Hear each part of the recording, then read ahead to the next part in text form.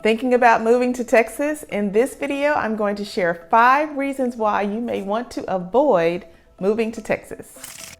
I'm Keela McGraw, your favorite Dallas-Fort Worth realtor, and if you are thinking about relocating, Texas is probably somewhere high on that list. As a realtor, I know how important it is to gather as many facts and data as you can before deciding where to relocate. I relocated here 2 decades ago, as did my husband, so we know how it feels to relocate from a different state. And we help a lot of people move to our state. Now we know that no state is perfect, but when we were considering where we wanted to live, Texas just kind of like checked all those boxes for us. But let's dive into 5 reasons why Texas may not be the best state for you. So let's start with what most people ask us about, and that is the weather. And Texas does have some windows of, I would consider, extreme weather. The first thing that people think about when it comes to Texas and weather is the heat, that Texas heat. In fact, the summer of 2023 actually goes down as the second hottest summer ever recorded in Texas. Now, between June and the end of August of summer of 2023, the average temperature was 85.3 degrees. Now, of course, we do have 100-degree days during the summer, but as years have progressed,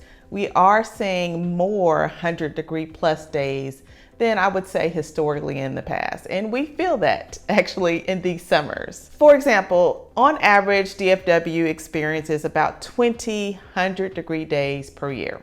But there are summers like 2023 when we exceed that number. In the summer of 2023, we had 55 100-degree days. Now, these numbers are just talking about Dallas-Fort Worth, but the entire state of Texas has experienced higher temps in the summers. Another weather factor you have to consider are tornadoes. We do experience tornadoes here in Texas, especially in the North Texas area. There have been more than 9,700 tornadoes recorded in Texas since 1950. In South Texas, we have hurricanes that impact cities such as Houston and Galveston. And those hurricanes do cause some damage. They cause flooding as well as high winds where you have downed power lines, trees, and different structures. Since 1850, there have been more than 50 hurricanes that have hit the Lone Star State, and that does not include the 50+ tropical storms that have hit Texas as well. According to the National Oceanic and Atmospheric Administration, 109 tropical systems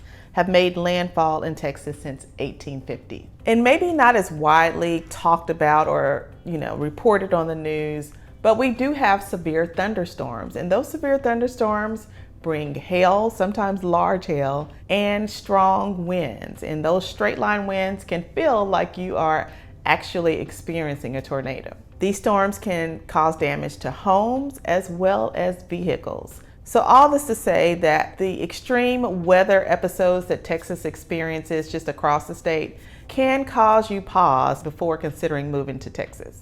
Another factor that a lot of people are giving Texas a thumbs down on is the traffic. According to Texas A&M's Texas Transportation Institute, the number of registered vehicles in Texas has risen 172% in the past 4 decades. In that same period, highway capacity has only risen 19%.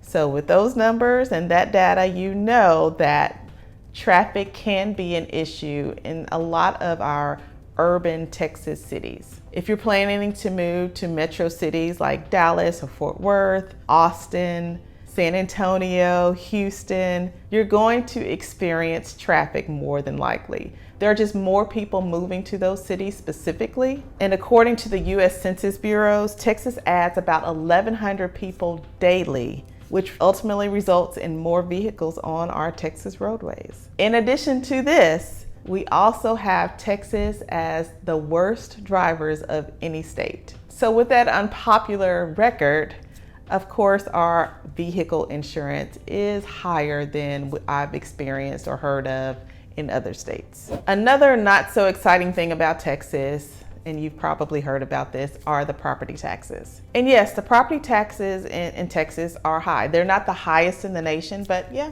they're up there. So a recent Tax Foundation analysis conducted a study, and they found that Texas has the 6th highest property tax rate in the US. It's often stated that Texas does not have any state income tax, but with the higher property tax rates, that almost cancels out the no state income tax. Rising home values have definitely contributed to higher property tax rates here in Texas. Now, these property taxes aren't all bad. They do help pay for things such as public schools, our roads and highways, some hospitals, some community colleges and universities, police departments, fire departments. So the tax money does go to good use. It's just, as homeowners, you're not always excited to see that tax bill come out every year. Another downer of living in Texas can be allergies. Now, living in Texas can be a shock to your system if you are not used to allergies.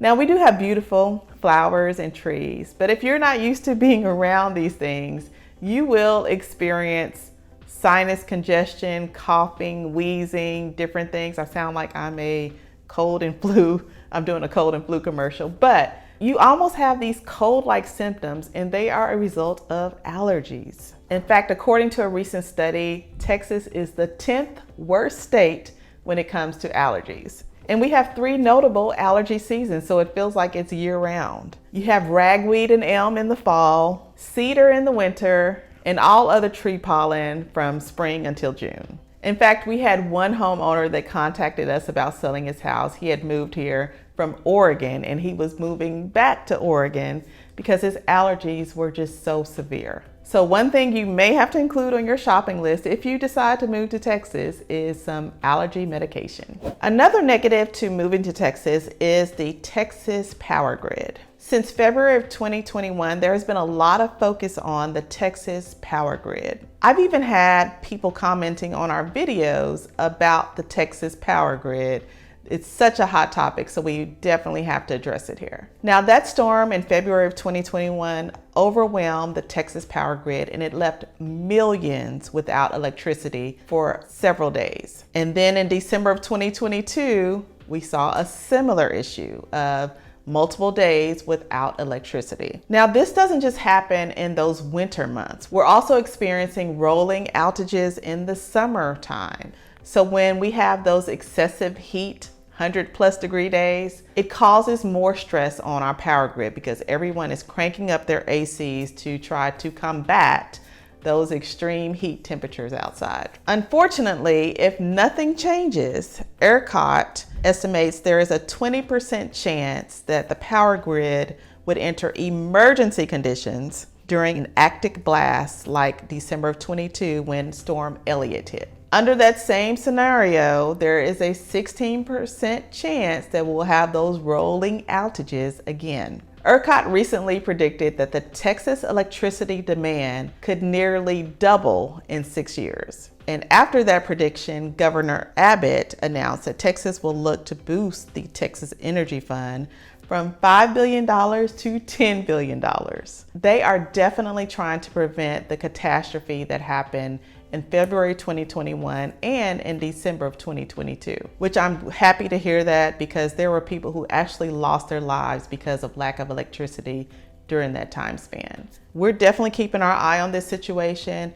In fact, we're seeing more and more Texans that are purchasing generators to combat or be able to live somewhat normally during these rolling blackouts and electricity outages. Have any questions about moving to Texas? Give me a call, text, or email, and I'll see you in the next video.